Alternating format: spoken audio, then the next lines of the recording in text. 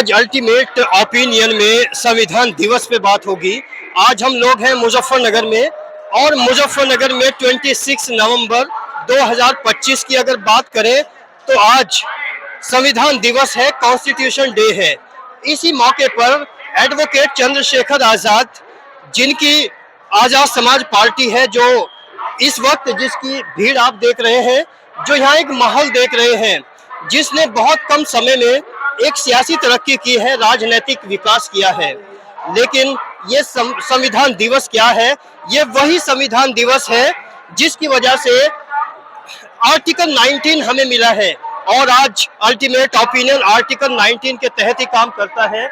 ये जितने लोग हैं जो यहाँ पर इंडिपेंडेंटली घूम रहे हैं, जो यहाँ पर आज़ादी से घूम रहे हैं, जो अपनी बात को कहने के लिए अपने पॉलिटिकल बंदे को सुनने के लिए यहाँ पर उपस्थित हुए हैं, उन्हीं सभी लोगों को इस संविधान ने ही आज़ादी दी है, इस कॉन्स्टिट्यूशन डे ने ही आज़ादी दी है। और कुछ यहाँ पर कुछ और लोग बागे, इनसे बात करने की कोशिश करेंगे। अल्टीमेट ओपिनियन में आपका बहुत बहुत स्वागत है। मैं डॉक्टर नदीम, जिला सहारनपुर का रहने वाला हूँ, वार्ड नंबर 46 का संभावित प्रत्याशी हूँ। हम इस संविधान दिवस के लिए इसलिए आए कि इस देश में जो भी जन्मा, वो किसी भी जाति धर्म का हो, वो इस देश का मूल निवासी है, उसको उसके हक अधिकार मिलने चाहिए। सरकार किसी की भी हो, शोषण किसी का नहीं होना चाहिए। यहाँ 4 चीज में समानता होनी चाहिए: शिक्षा, स्वास्थ्य, रोजगार और सुरक्षा। जबकि ऐसा नहीं हो रहा। ऐसे बहुत सारे इंसान को मैं देखता हूँ कि उनको पकड़ा और बेगुनाह जेल में डाल दिया और 20 साल की सजा सुना दी, जबकि पहले उनकी इंक्वायरी होनी चाहिए। अगर वो दोषी हो तभी उनको पकड़ना चाहिए, तभी जेल डालना चाहिए। अभी जो इस वक्त मुस्लिम की एक बड़ी तादाद इस पार्टी में आ रही है, जबकि एक दौर हुआ करता था जब मायावती के पीछे भी ऐसे मुस्लिम गया था, लेकिन मायावती ने अपना रुख बदल दिया। इस बात की क्या गारंटी है कि एडवोकेट चंद्रशेखर आजाद अपना रुख नहीं बदलेंगे? इस बात की गारंटी है, क्योंकि चंद्रशेखर आजाद अपना रुख नहीं बदलेंगे। मायावती ने देख लिया कि जब से उन्होंने रुख बदला, वो मिलावट हुई, बीजेपी के लोग मिले, जो वो कहते हैं वो करती है। तो चंद्रशेखर आजाद जी ऐसा इसलिए नहीं करने के क्योंकि इनको इस देश का प्रधानमंत्री बनना है।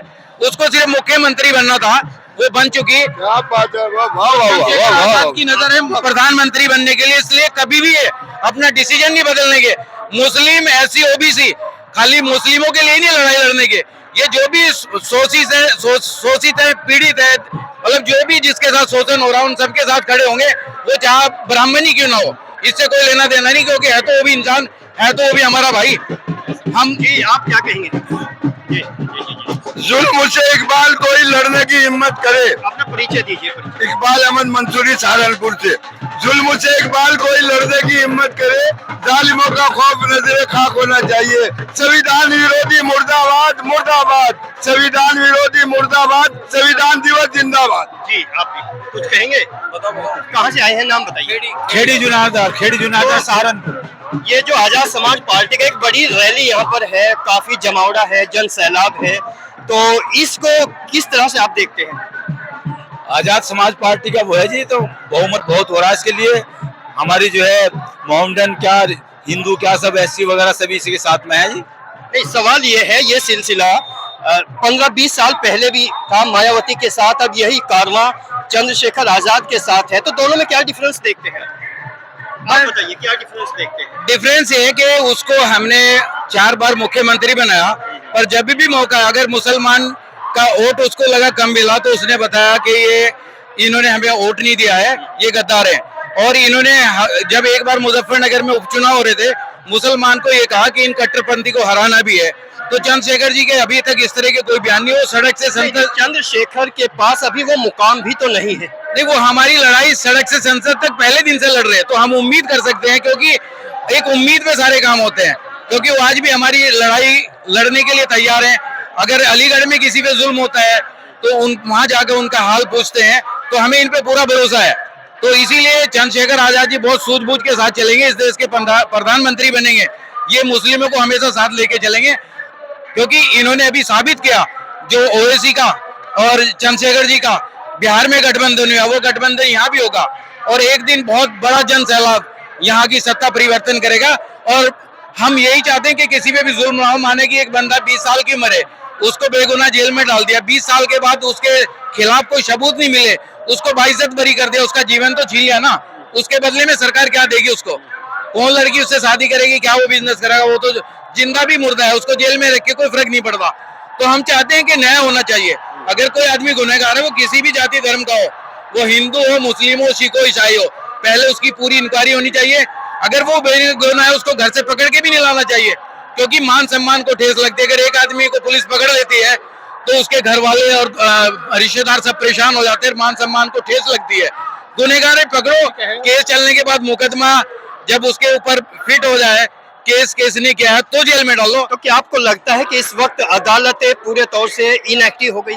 अदालतें इनएक्टिव हैं, लेकिन अदालतें भी एक्टिव हो जाएगी, क्योंकि उनकी भी मतलब मजबूरी है। जब कोई जज सही फैसला देता है, उसकी हत्या कर दी जाती है। ऐसे बहुत सारे जज हैं। तो अब ये जन सैलाब को देख के जज का नहीं, सबका हौसला बढ़ेगा, चाहे वो पत्रकार ही क्यों ना हो। आपको पता है कि बहुत सारे पत्रकार भी ऐसे चापलूस जो वक्त के सरकार के साथ चलते हैं। पत्रकार को ईमानदारी से पत्रकारिता करनी चाहिए और जज को ईमानदारी से फैसला देना चाहिए, तभी इस देश में रहने का फायदा है।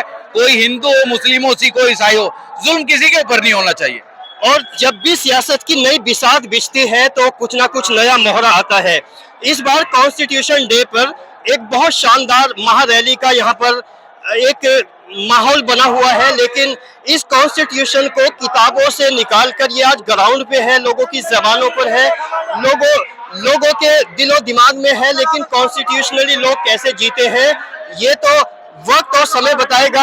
आगे भी ये इस तरह की रिपोर्ट हम आपको दिखाते रहेंगे। बने रहिए अल्टीमेट ओपिनियन के साथ।